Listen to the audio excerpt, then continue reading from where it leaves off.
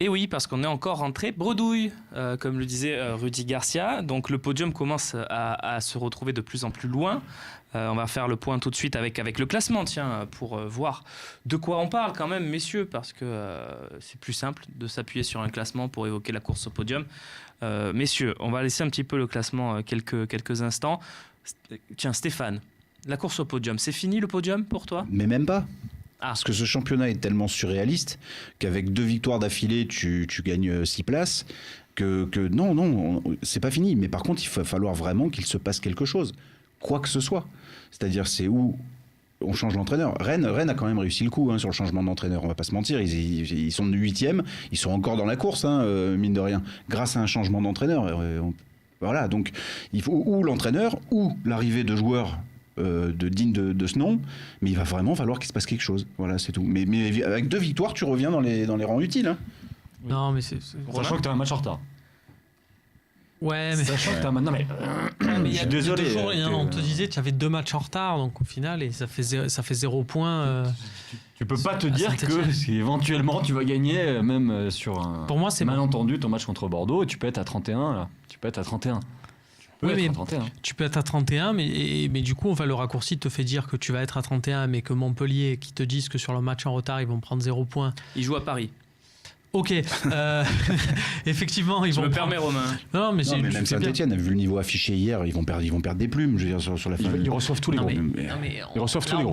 On peut pas aborder ça en se disant eux, ils vont perdre des plumes ou quoi. On est 9e. Ça veut dire qu'il faut que le 8e, le 7e, le 6e, le 5e, le 4e et le 3e se cassent la gueule. Ça fait beaucoup. Surtout, c'est un manque. Alors, le prenez pas pour vous, messieurs, mais c'est aussi un énorme manque d'humilité. De se dire, non mais eux, ils vont perdre des plumes, machin. On a gagné 8 matchs sur l'ensemble de la saison. Non, je suis d'accord avec toi. On est absolument nuls. Enfin, je veux dire, il faudrait plus regarder plus bas. C'est terrible. On est de toute façon, on l'a vu avec cette équipe que nous a faite Garcia, on est dans une opération commando. Voilà, on vit sur Florian Thauvin et c'est tout. Donc, pour moi, on fait croire au podium. Je t'ai même préparé une petite infographie. Qui nous pose cette question. Je t'ai fait une petite infographie. Mais à quelle place voyez-vous l'OM finir cette saison ? On y répond juste après l'infographie de Romain. Moi, ça me semble être très compliqué. Et je me suis rappelé en fait des saisons, parce que une fois que la saison est terminée, tu te rappelles les saisons où tu n'as pas fini sur le podium, les saisons qui étaient un fiasco total, en te disant cette année, c'était galère, c'était de bout en bout. J'ai pris les dernières. Donc voilà, vous avez les 3 dernières. J'ai pris dans ce cas-là, c'est des saisons où l'OM n'a pas fini sur des places. Que ce soit européenne, mais surtout qui était, on va dire, loin des attentes, alors que le podium est un objectif. Donc l'année avec Mitchell, celle finie par José Anigo, entamée par Eli Bop en 2013-2014, et puis donc la dernière de Didier Deschamps, on se souvient, qui était très poussive. Pour préciser, celle de Mitchell était commencée par Bielsa et finie par Passy également. Voilà. Pour la précision. Regardez bien le classement final, 10e, 6e, 13e.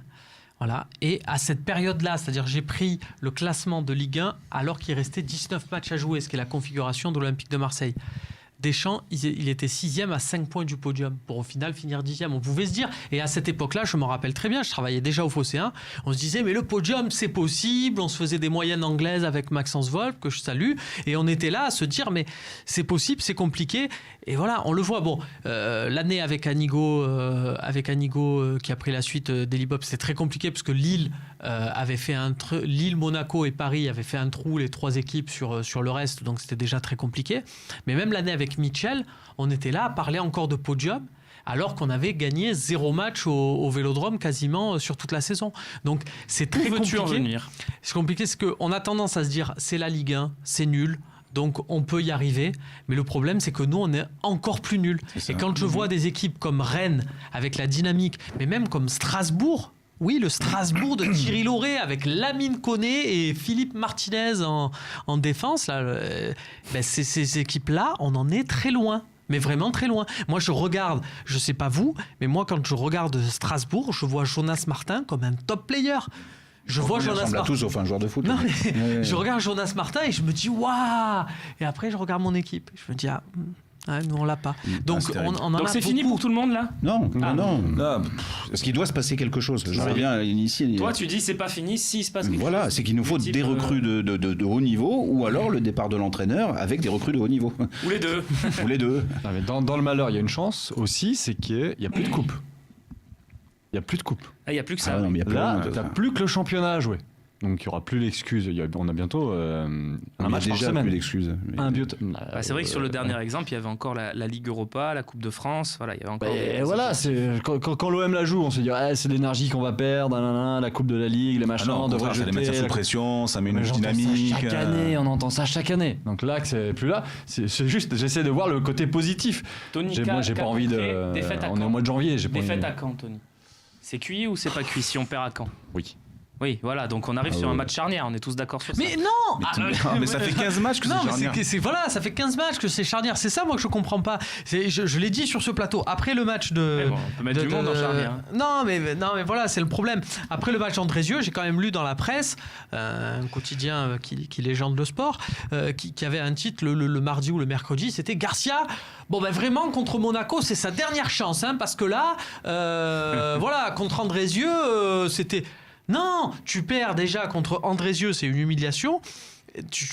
Normalement, il n'y a pas de dernière chance. Mais ils ont dit, bon, Garcia, c'est la dernière chance contre Monaco. Bon, Monaco, t'as fait nul. Derrière, t'as fait quoi? T'as fait Saint-Etienne, t'as perdu. C'est-à-dire, t'as pris 1 point en 2 matchs.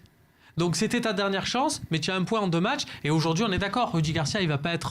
Pas avant Caen, non. Le, Voilà. le plus Donc, grave là-dedans. voilà, ça veut Vraiment, strictement rien dire. là où l'extrême gravité de la situation, c'est que c'est d'habitude dans des clubs, on va dire même des grands clubs, il y a un entraîneur, il n'y a pas de résultat, l'entraîneur saute, ça remet pas en question l'ensemble de ton projet.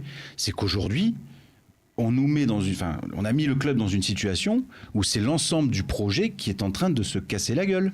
C'est qu'il y a vraiment un vrai problème là-dessus. Je veux dire qu'un entraîneur soit en situation d'échec, ça arrive dans tous les clubs du monde, les mieux structurés.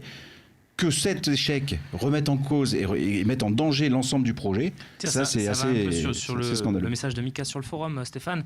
Quelles seront les conséquences pour l'OM si le club n'est pas en Coupe d'Europe? On peut même dire en Ligue des Champions, parce qu'il y a une telle différence avec la Ligue Europa. Stéphane, ce serait Catastrophique. Est-ce que tu vas reconstruire ton équipe sans Florian Thauvin déjà? Ouais, et pas Par que exemple. lui, Sanson, Camara, tout ce qui est bankable va devoir partir pour reconstruire. Mhm. Après, ça peut être très compliqué. Moi, je pense que ça passe aussi, et la seule manière, et je pense que Franck McCourt en est conscient, la seule manière à ce moment-là de capter le truc, c'est de dire ok, on passe à la phase 2 du truc avec peut-être une nouvelle équipe. Alors, je ne dis pas un Change nouveau de président, gouvernement. On change je de ne dis pas gouvernement. un directeur sportif, je ne dis pas un entraîneur, mais il y a forcément, quel poste précisément, mais il y a forcément une ou des têtes qui vont être amenées à changer pour insuffler un dynamique. Ça ne peut pas venir que par l'effectif. Monaco l'a fait en 2 temps. Ouais, Et un troisième temps maintenant. c'est vrai. C'est vrai. On va revenir juste sur la question que nous posait, je sais plus qui tout à l'heure sur le forum. Vous allez me dire maintenant qui va finir devant l'OM et à quelle position va finir l'OM. Vous m'avez fait un petit coup de boule de cristal, on est à mi-saison. Vous voyez l'OM finir derrière qui et à quelle position? Est-ce que vous avez tous compris la question? On peut remettre le classement peut-être pour vous aider. Voilà, on conclura cette partie là-dessus puisque on est dans la course au podium. Il va falloir un peu vous mouiller. Voilà, donc peut-être le classement pour aider nos amis. Voilà, merci beaucoup Maxime, à la régie de cette émission, Maxime Hippolito, qu'on embrasse. Stéphane, à quelle position va finir l'OM et qui sera devant? Parce qu'il faut aussi trouver les larrons qui finiront devant. Quand on voit les matchs des autres équipes, c'est pas toujours évident. Si ça bouge pas très rapidement, et je parle une question d'heure, on finira 10e. 10e, donc avec peut-être les 9 équipes qui s'affichent Ah ouais. devant. Ok, d'accord. Peut-être même d'autres. Ouais. Romain? Ouais, ben, malheureusement, je vois pas. J'emboîte le pas de Stéphane. Allez, je me dis, tu vas peut-être rattraper Nice, qui va peut-être perdre des joueurs là en fin de mercato. Enfin voilà, qui est dans une situation Ça instable va pas bien chez eux. à sa direction. Donc tu vas peut-être rattraper Nice. Mais sinon, les autres, je suis désolé, je vois pas comment. Peut-être parce que même on t'annonce à Montpellier qui chute, mais je pense qu'ils vont rester 8e? devant toi. Ouais, voilà, dans ces eaux-là. D'accord. Tony? Moi, je veux toujours croire à un miracle, mais je me prépare Là, à c'est une- boule de cristal, hein, c'est pas. Oui, d'accord. mathématiquement c'est possible, Tony. C'est pour Jacques. Déconne pas. On l'embrasse, C'est bon, on Jacques. l'embrasse à Jacques. 4e derrière Paris, Lille et Lyon. D'accord, ça c'est un pronostic à la hausse. Et on finit avec Samir. Je Le suis podium. nul. Alors, je suis nul en pronostic. Donc, Tu as quand même une certaine expertise, enfin, si je peux me non, permettre. une vraie expertise. D'accord. Mais vraie, pas forcément mais sur pas les en pronostic. Franchement, là, en l'état actuel des choses, non, on bouge pas. De toute façon, on bouge pas. Mais ça fait 15 matchs, c'est pas possible. Pronostic, dans 19 matchs, on est où et derrière qui? Allez, 6e. Derrière Derrière le club dont je dirais pas le nom, derrière Lille, derrière Saint-Étienne, derrière l'autre club dont je dirais pas le nom, et derrière peut-être Rennes. Ok, messieurs, les pronostics sont enregistrés. On passe tout de suite à l'avant-match de ce match de dimanche contre Caen. On va aussi faire la compo de l'OM, on va toujours prendre du plaisir à faire le coach, c'est nous. On y va tout de suite.